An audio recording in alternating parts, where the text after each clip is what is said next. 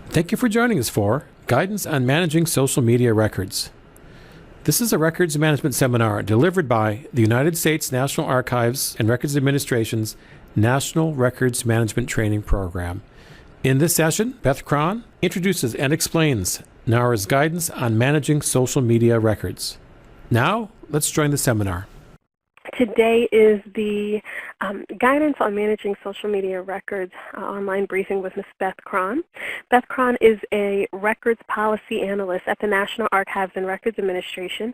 She's a member of the Records Management Policy section within the Office of the Chief Records Officer. The Records Management Policy section has produced guidance on managing email records with the capstone approach, cloud computing, and email archiving applications. Beth is a 2008 graduate of the School of Information at the University of Michigan, and she specialized in archives and records management. She currently serves as the Vice Chair of the Society of American Archivists and Records Management Roundtable. Okay, with all of that said, I will now pass it over to Ms. Beth Cron. All right. Well, thank you for everyone for taking the time today to attend this session or to watch this webinar. So first of all, I'll address the numbering on this slide here. So you can see it says NARA Bulletin 2014-XX.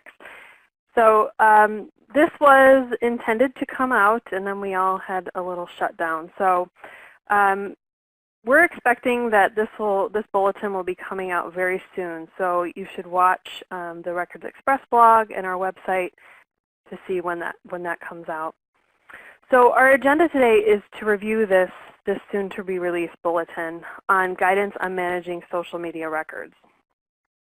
So what we're going to do is review the purpose of the bulletin, define what social media records are for the purpose of the bulletin.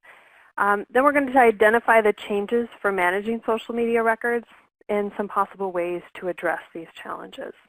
We will also talk about scheduling social media content, implementing social media capture, and records management responsibilities.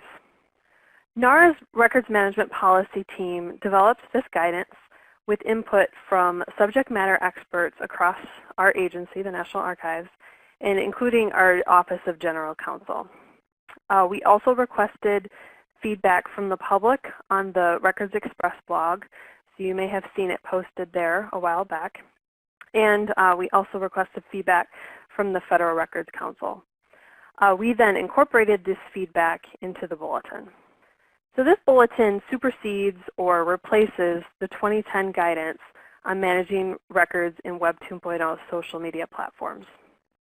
There are some small differences between the two bulletins and two bigger differences that I wanted to point out today. First, this new bulletin includes more information on capturing records created when federal agencies use social media. Second, the previous bulletin said that content may be a federal record. We changed the language to now say that content on social media is likely a federal record. So I just wanted to point out these two differences for you. The bulletin contains high-level requirements and best practices for capturing records created when federal agencies use social media. Federal agencies are currently using many different social media platforms for many different purposes, and what we heard is that they needed more guidance for capture. While we all may be aware of the most common social media platforms, let me give an overview of how we define social media for the purposes of this bulletin. Social media includes blogs, wikis, social networks, photo libraries, virtual worlds, location-based services, and also video sharing sites. What social media does is includes various activities integrating web technology, social interaction, and user-generated content. So we know that agencies use social media both internally and externally to share information, support their business processes, and to connect people to the government. Social media also allows individuals to collaborate, create, organize, edit, make comments on, combine, and share content.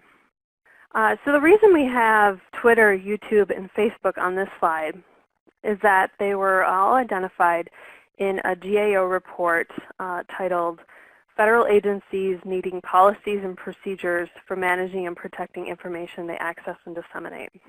This report identified these three tools as the most commonly used social media platforms and used across the U.S. government.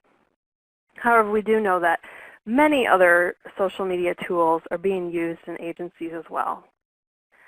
An interesting thing is that you can look up the various tools that are being used in the government on GSA's social media registry.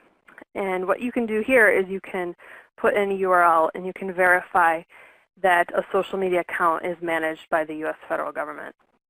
And so you can see also other tools that are being used by other agencies. You can look up accounts that are managed by agencies, elected officials, heads of agencies, or members of the President's Cabinet. So it's an interesting tool if you're looking for agencies that are using the same tool as your agency. It is possible that many individuals don't consider content in social media as a record at this time. However, we encourage and urge agencies to consider the definition of a record and the management implications of that. So social media content that meets the definition of a federal record must be managed in accordance with all applicable laws and regulations. The statute and its implementing regulations place responsibility with each agency to determine what federal records they create or receive. So to get to answering the question of if social media content is a federal record, we included a series of questions in the bulletin that agencies should ask, and if the answer is yes to any of these questions, then the content is likely a federal record. So what we basically have here is the list of non-exhaustive questions that can help agencies determine the record status of their social media content. So if you go through this list and ask yourself these questions, if the social media content meets, if the answers to these questions are yes, then the content is likely a federal record. So these include, does it contain evidence of an agency's policies, business, or mission? Is the information only available on the social media site? So that is, it would not be available in any other agency website. Does the agency use the tool to convey official agency information? Is there a business need for the information? So if you had to look at this list, and if you had to quickly consider these questions now, I'm curious if you'd say that you have social media content at your agency that meets the definition of a federal record. So if this isn't something that you know at this time, or it's not something that you've thought about or had discussions at your agency, then this could be one of the takeaways for discussion. We also talk in the bulletin about the fact that there is functionality built into social media, such as the ability to comment on something and the interactive piece that may in fact provide added functionality and value to the content. Social media content may be a federal record when the use of the social media provides this added functionality. That is, for example, can receive comments and respond on a piece of policy or information. And this is more of a social interaction, so it may provide more record content than would just be available if something were just posted on an agency website, for instance. So the additional functionality could include also enhanced searchability, opportunities for public comment, as I mentioned, or some other form of collaboration. So agencies have the responsibility to identify the complete record. And the complete record includes the content, the context of where that content appeared, and also the structure, and along with any associated metadata. Metadata is the information about that content. For example, at a very basic level, this could include the author and date of creation. If we take the example of Twitter and we look at a tweet, the content could be the tweet itself, and the 140 characters or less that make up that tweet.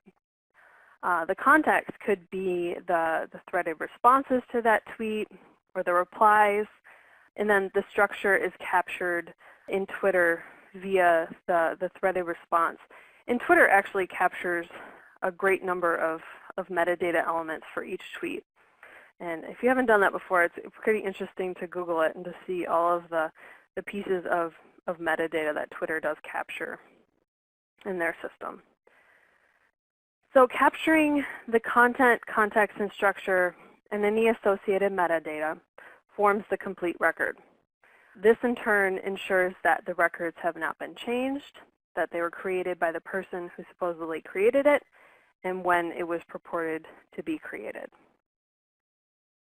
The bulletin also describes the many record-keeping challenges associated with records created in collaborative environments. You may also have other challenges at your agency.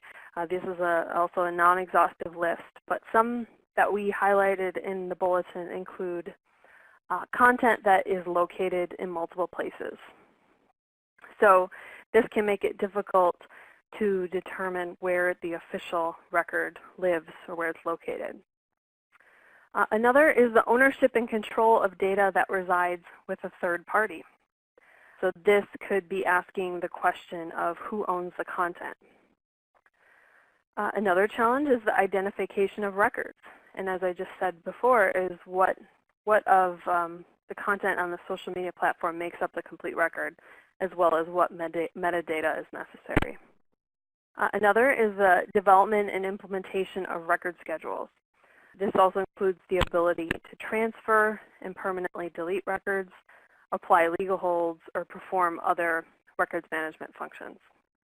And one that we chose to address in this bulletin in more detail is capture. And so this includes the capture of frequently updated records. As we know that all social media is dynamic and it often changes, and this also poses a challenge for the ability to apply the record schedule and determine when the cutoff is. And as I mentioned before, capture of complete records, making sure that they're captured in a manner that ensures their authenticity and availability. One that we thought of was that public expectations could be that all web content is both permanently valuable and accessible. So there could be this idea that it will all be available in the future. And I think we saw an example of this with folks turning to Internet Archive or other places when a number of federal websites were down during the shutdown. And then the last challenge I'll address today is the handling of records containing personally identifiable information, or PII. So it's a good question to ask at your agency how they're handling social media that contains personally identifiable information. And that will most likely be addressed in a social media policy. So what are some of the ways to address these challenges? Agencies need to establish, also identify processes and policies, and also the record-keeping roles for identifying, managing, and capturing social media records. So some of the areas to include or address when developing these policies, procedures, and also the roles and responsibilities include identifying records, defining the ownership of those records or content, the terms of service agreement with the social media provider and what that may say, communicating these policies internally to the agency to and also externally to make sure that those in the agency know the policies and the public is also aware.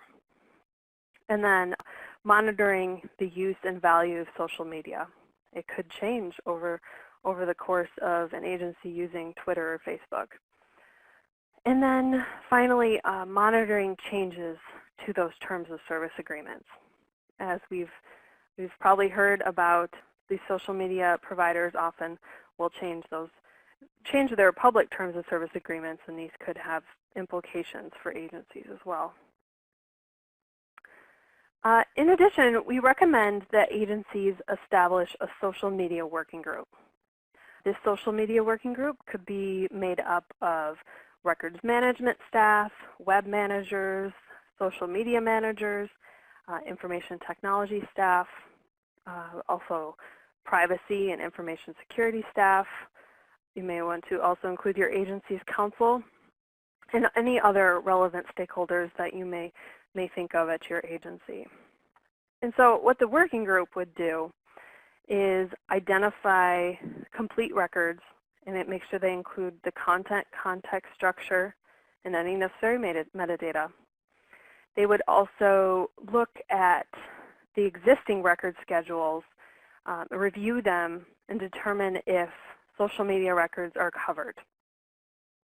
And if they aren't covered there, then you'd have to take that next step of making sure that they're scheduled. And then finally discuss records management issues before rolling out any new social media initiatives or changing the current use of a social media tool. Agencies, as I said, must identify the official record and determine how it will be managed when scheduling social media. They also need to keep in mind that some social media records may be temporary with a transitory, short, or long-term retention.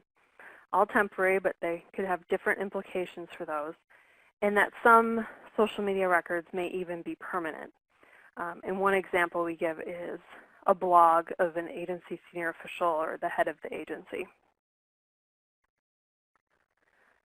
So this slide here includes material that was previously in a decision tree in the superseded bulletin that I talked about. After agencies have identified their social media records, they should determine whether that existing disposition authority or record schedule applies.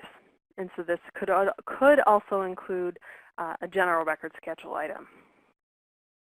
And if that content is not covered by an existing disposition authority, a new schedule should be developed. They should also identify if content is enhanced by using social media. So that if by using the social media the content, the value is changed. And if that's the case, then a new schedule should also be developed that encompasses the complete record. And that includes the content, context structure, and metadata. Agencies should also identify if there's been a change in the social media tool, in the use of it, and if that affects the record value of the information. The platform itself could change, and this could affect the value of the record and what should be scheduled. And then finally, regularly review tools for their use and the associated record schedules. So this is kind of a to-do list of things to consider. When agencies are doing their day-to-day monitoring of social media, there may be content that falls outside of what should be on the site, such as spam. Social media may include content which is also inconsistent with an agency's comment and posting policies, and this may also require removal from the site. Some removed content, such as spam, may be non-record, while other types of content are records that must have an approved disposition authority. Agencies should consult with their general counsel about these policies for moderating content and make sure that it's consistent with their First Amendment obligations and any federal laws. That brings us to the discussion of the capture of social media content. We included a broader discussion of social media capture in this bulletin versus a 2010 bulletin, as we heard that this is one of the topics that agencies were interested in hearing more about. Oh, I see that there was a question from William, and he asked, by record value, are you referring to the appraisal value? So in looking at the records, you go through and ask the questions of, does this meet the definition of a record? And then you would look at your existing record schedules and see if those apply.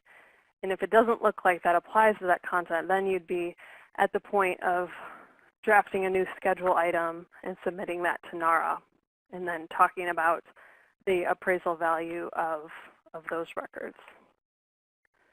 So I suppose they're two different things. So it's first asking the question of, is the content a record?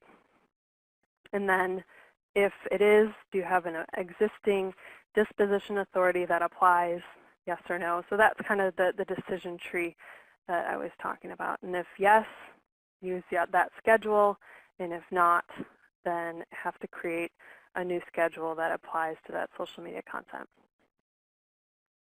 So we're talking about the discussion of capture of social media content.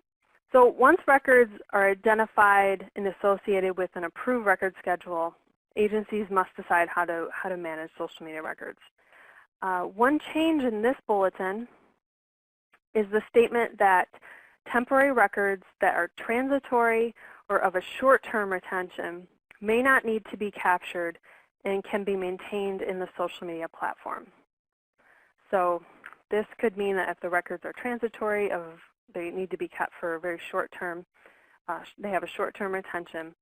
This could mean that the records could continue to live on Facebook or Twitter or wherever they live without any further intervention from the agency. That said, agencies do need to assess their business needs and evaluate any risks associated with leaving those records in social media. A question that frequently may come up is, how can I delete records from a social media platform when my record schedule says it's time to do so? And this may not always be possible, and in a way it probably defeats the purpose of social media. So this is a question that agencies should ask and consider before either using the platform or when making that records, when looking at their record schedules. So capture is particularly important for temporary records with either long-term retentions or those records that are permanent. And these records should be exported or captured from the social media platform into an agency record-keeping system. The options for capture will depend on the technical configuration of the platform. This will depend on which tool is being used. As we said, it's important to capture the complete record, and what's been determined as the complete record may also affect the choice of capture tool or how that capture is done. We've included this bulleted list in the bulletin as various methods for capturing social media records. So these are the general methods of doing so, and we don't include a specific tools in the bulletin. So the first option is using a web crawling software to create local versions of the site. And an example of this is HTTrack, which is an open source, freely available tool that can be used for web crawling and is typically used for the archiving of websites. Another option is using web capture tools to capture content and migrate to other formats. So this includes services such as Hanzo, Iterasi, Smarsh, or Archive Social. And these are a fee for service, and they will capture, or you can read their literature and see that they'll capture the full package of social media content. Another option is using platform-specific application programming interfaces, or APIs, to pull content from sites. The platforms may change their support for these for their APIs. For example, Twitter had earlier this year, turned off their support for RSS, and this was a way that some people may have been capturing their Twitter content. So this is something to remember, that the platform could change their support and the support that they provide to developers or for export. Since then, people have found ways of getting around that. Another option is using RSS feeds, aggregators, or manual methods to capture content. And then the final one on the list here is using tools that are actually built into the social media tool to export content. Tools such as Twitter, Facebook have export options available. And so agencies should look at this export that they provide and see if it captures the complete record for their purposes. Agency needs may also affect the selection of a capture tool. We recommend that agencies provide training to those who are responsible for managing that content so that they know how and when to use the capture tools. That is, if it isn't automated at an agency level. So some of these tools could capture content at an agency level. If you put in all the feeds into the tool and then it could capture them. But if that's not the case, if it's a distributed responsibility, then the staff that are responsible should have training on how to do that. Agencies may also need to work with third parties, either the provider of the social media platform or a capture provider to implement capture. As we also discussed in the previous bulletin, agencies are responsible for managing their records. And at a minimum, these responsibilities include the ability to identify and retrieve federal records that are created and maintained on social media. We'd like to point out that agencies should be aware when using tools, whether they are free tools or paid services, that the provider could discontinue their service or delete information from an agency's account. Just something to be aware of and to consider. On the flip side, agencies could also stop using a social media platform. But in either of these situations, the agency is still responsible for capture and records management responsibilities. One thing we point to in the bulletin is trying to make use of the capabilities of the provider. So agencies should determine if the provider can export a copy of the complete records as the agency defines it. One suggestion I've heard from agencies in the past is to just go ahead and ask the providers if they are able to give an export or a copy of the complete records. And if they can do that, then that's very helpful. If they cannot, then the agency is responsible for implementing capture requirements via another method. So if they can provide the export, then instructions for notification or when this should happen and any export requirements should be given to that provider. Another situation that could happen is that the provider could go out of business, the social media tool, or it could be bought by another company, and instructions for notification should also be included for this type of situation in the terms of service agreement, which we'll talk about now. So as we included in the last bulletin and also the cloud computing bulletin, we've included this general clause for use in terms of service agreements with social media providers. This clause is also included in the federal-friendly or the federally compatible model terms of service agreement that is maintained by GSA. GSA has negotiated terms of service agreements with a number of social media providers, and it includes these on a registry on their howto.gov website. But it's still up to the agency to negotiate their own agreements or choose to use the GSA agreements. And on that website, GSA provides guidance on negotiating terms of service agreements with providers. Keep in mind that even though a tool may be on that list, your agency may not have approved the terms of service agreement for that tool. Each agency considers its own policies, needs, expectations, practices, and conducts a legal review before signing any agreements.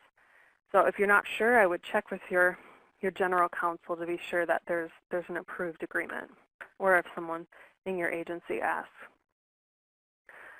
So some things to note: agencies must determine any capture-related issues and then include those in agreements with providers when possible or when is necessary. This clause in front of you does not include any stipulations about capture. and agencies that have contracts for cloud computing guidance or services should follow this records management guidance. And as I said, agencies will have additional business, legal, security requirements that they should consider in the procurement process or should be included in agreements when possible. We also included a question in this bulletin to explain how it relates to the larger Managing Government Records Directive. So as I'm sure most of you are aware, the directive was issued last August by the National Archives and OMB and is the beginning of an executive-wide branch-wide effort to reform records management policies and practices and to develop a 21st century framework for the management of government records. So while this bulletin that we're talking about today isn't mandated by the directive, there are several actions required by the directive that will assist agencies when addressing records management challenges that are raised by social media. These related projects include the updated transfer guidance that will be coming out before the end of the year, and a project for Goal A3.1 in the directive to investigate automated technologies to manage diverse collections of digital records. And that also includes social media as part of that research into automated technologies. So you can find out much more information on this project on the NARA Records Management website. It's linked from the Records Management section. We also mentioned that there will be updated general record schedules, and this is part of a 5-year effort to revise and update those. Some other resources that we include in the bulletin and I would draw your attention to is a white paper on best practices for social media capture. This provides some best practices and a non-exhaustive list of available tools for social media capture. As we've mentioned before, the Records Express blog is the place to go for any new guidance or upcoming events. You can also see updates on what the Chief Records Officer is working on with our agency partners on different records management activities. Some other resources, there was a report from 2010 on federal Web 2.0 use and record value. It's more of an assessment of the record value of social media records. You can take a look at that. Also the toolkit. This is where we collect records management guidance and best practices, and that's available on NARA's website. And also an FAQ about records management. So I wanted to take just a few moments to also mention that white paper on best practices for capturing social media records. And in this white paper, we looked at the current state of social media capture in the federal government at the time of publication.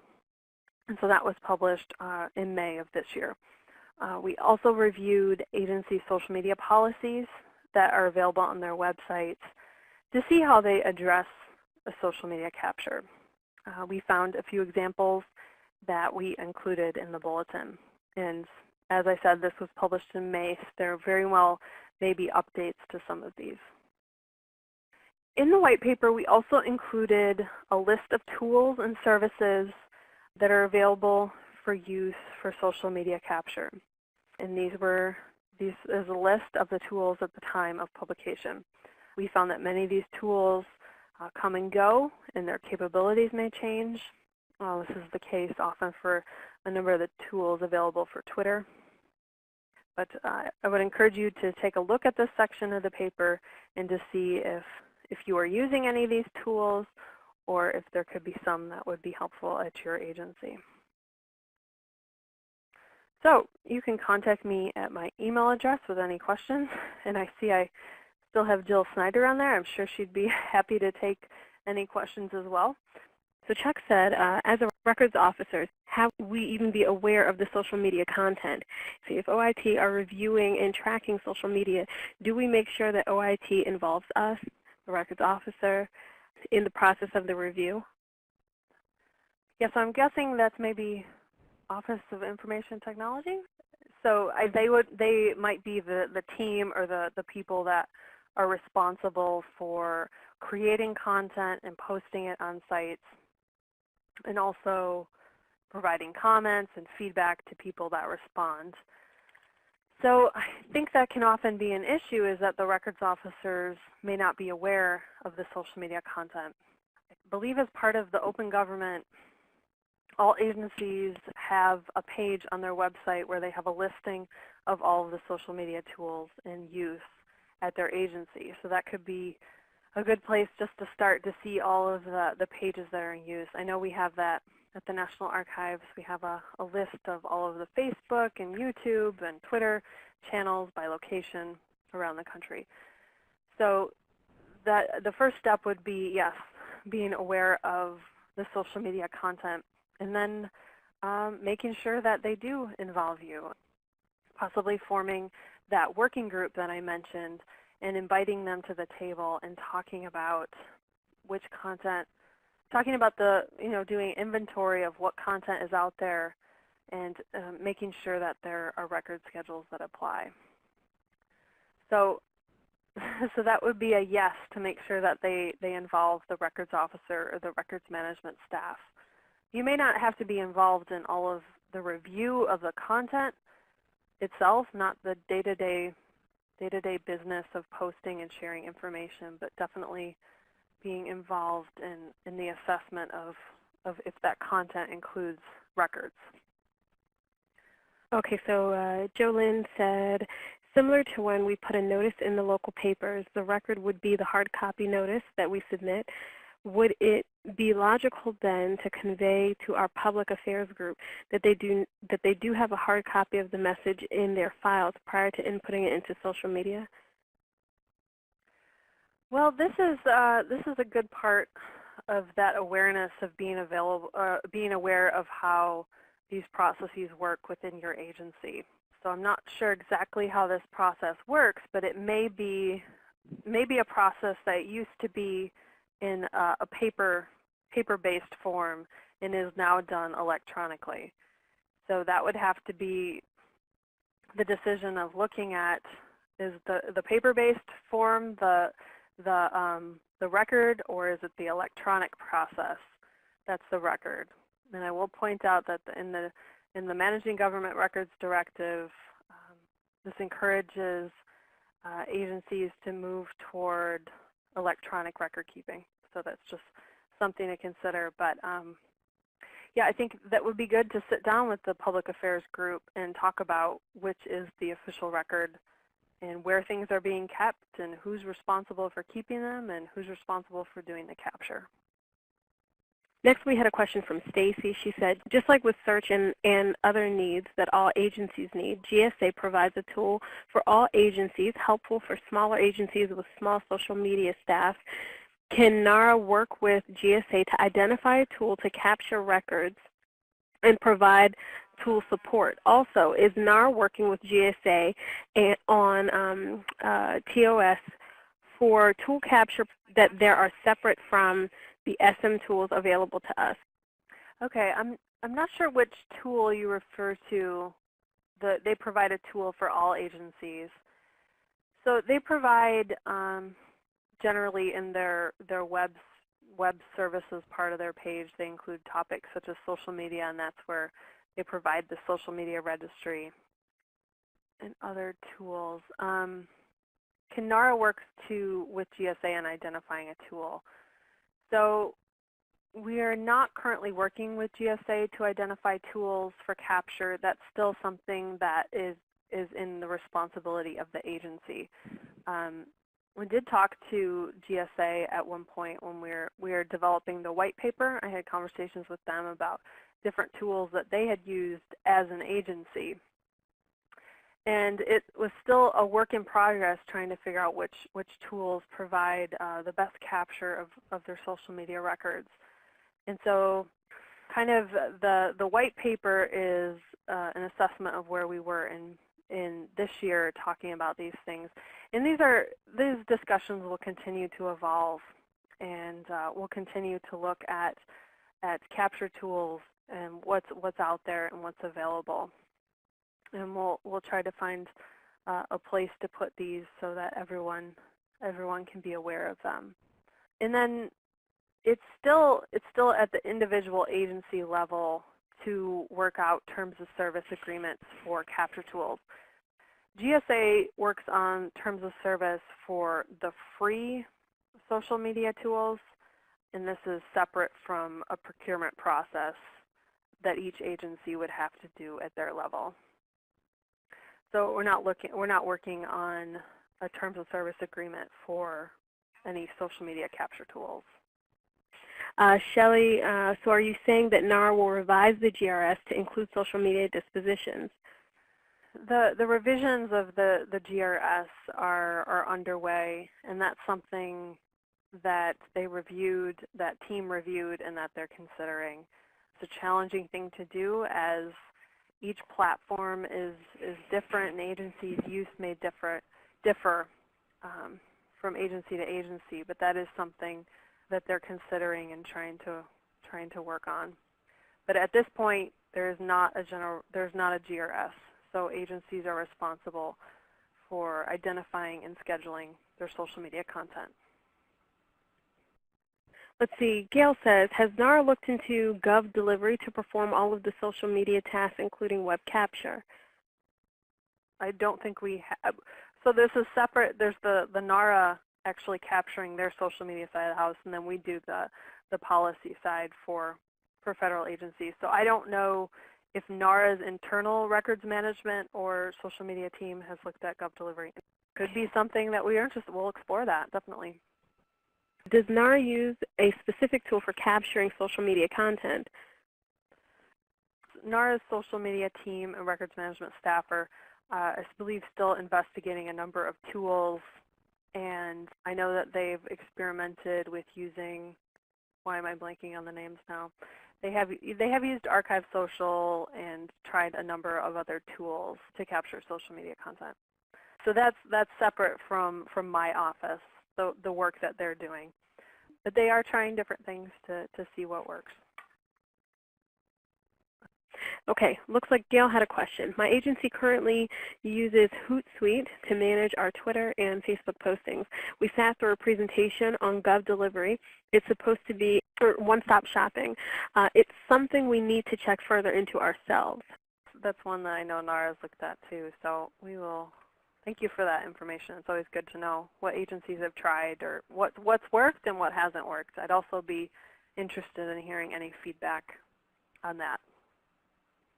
Okay, maybe good to have a NARA site to share social media policies that have been developed by agencies like you. Oh, okay, that's a good idea.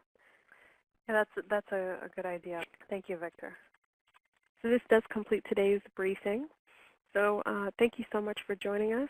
Beth, did you have any final words that you wanted to say? No, just thank you. Thank you for joining us. We hope you found this seminar useful.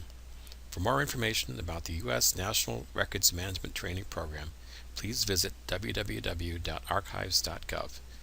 Also, our current workshop schedule for both face-to-face and web-based training is available online at nar.learn.com.